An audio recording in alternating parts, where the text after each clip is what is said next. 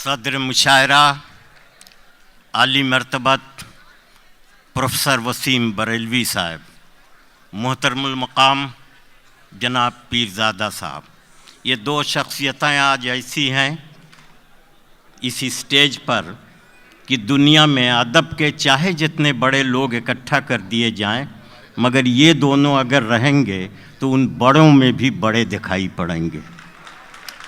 ये खूबी इस मुशायरे की है।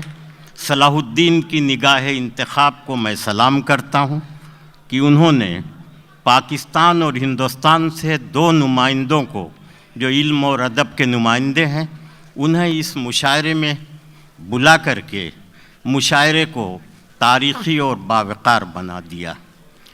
तमाम शोरा का मैं ज़िक्र करूँगा। ये जश्न जमहूरियत का मुशायरा है। जमहूरियत के मानी ही हैं कि इंसान की इनफरादियत का एहतराम। इंसान इंसान है, वो गरीब हो, अमीर हो, काला हो, गोरा हो, उसकी इंडिविजुअलिटी है, उसकी इनफरादियत है। जमहूरियत उसकी इनफरादियत का एहतराम करना सिखाती है, उसकी कीमत को समझती है। और हिंदुस्तान की जमहूरियत ने हमारे मुल्क को बेपनाह मजबूत बना दिया। एक ज़माना था कि दुनिया की दीगर तहज़ीबों के लोग, दुनिया की दीगर कौमों और नस्लों के लोग हिंदुस्तान जाया करते थे। एक दौर वो आ गया है कि हिंदुस्तान के लोग दुनिया के तकरीबन 200 मुल्कों में मौजूद हैं और उन मुल्कों को खूबसूरत बना रहे हैं, उन्हें तामीर सिखा रहे हैं कि कंस्ट्रक्शन क्या है, तामीर क्या है।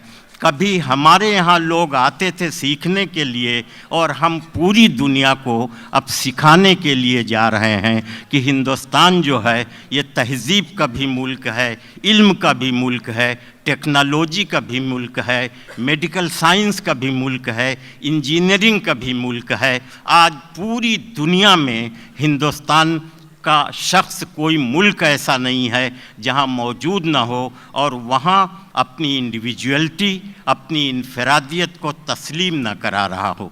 दुबई के इस मुशायरे में जब हम आते हैं तो हमें महसूस होता है कि एक छोटा सा हिंदुस्तान यहाँ मौजूद है।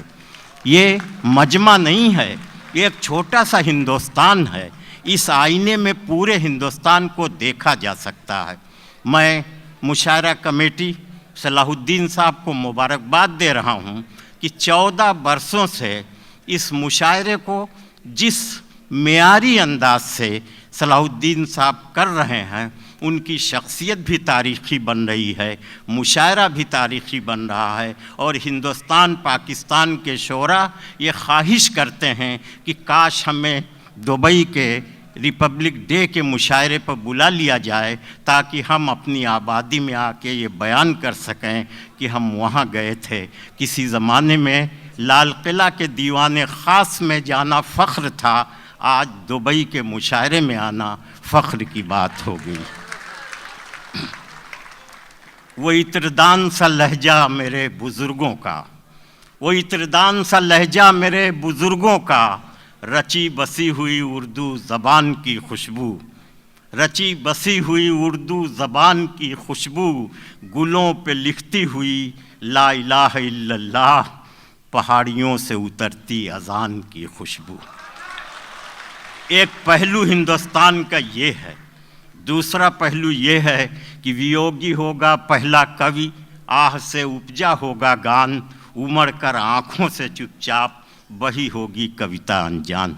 ये है हिंदुस्तान, ये है हिंदी, ये है उर्दू, वो है गंगा, ये है जमुना, इसी को हिंदुस्तान कहते हैं।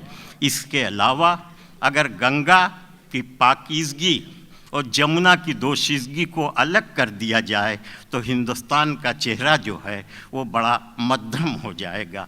इसलिए वहाँ गंगा की भी ज़रूरत है, जमुना की भी ज़रूरत है, ताजमहल की भी ज़रूरत है, लाल किले की भी ज़रूरत है, قطب مینار کی بھی ضرورت ہے، میر کی بھی ضرورت ہے، میرا کی بھی ضرورت ہے، کبیر کی بھی ضرورت ہے، نذیر کی ضرورت ہے۔ اسی کو ہندوستان کہتے ہیں، اور اس ہندوستان کی جمہوریت کا آج جشن دبئی میں ہے، تو لگتا ہے ہندوستان کی روح یہاں آ گئی ہے، اور آپ ہندوستان، چھوٹا سا ہندوستان بن کر کے آئینہ بن گئے ہیں۔ میں آپ کی آئینہ صفت شخصیت کو سلام کرتا ہوں، اور بہت اچھی بات فرسٹ سیکریٹری نے کہی تھی، میرا خیال ہے اس سے سچی بات آج بولی ہی نہیں گئی، کہ اتنی تقریریں ہو چکی ہیں کہ اب جو شخص تقریر کرے گا اس کی عزت آبرو خطرے میں پڑ جائے گی۔ اس لیے میں اپنی گفتگو یہیں ختم کر رہا ہوں۔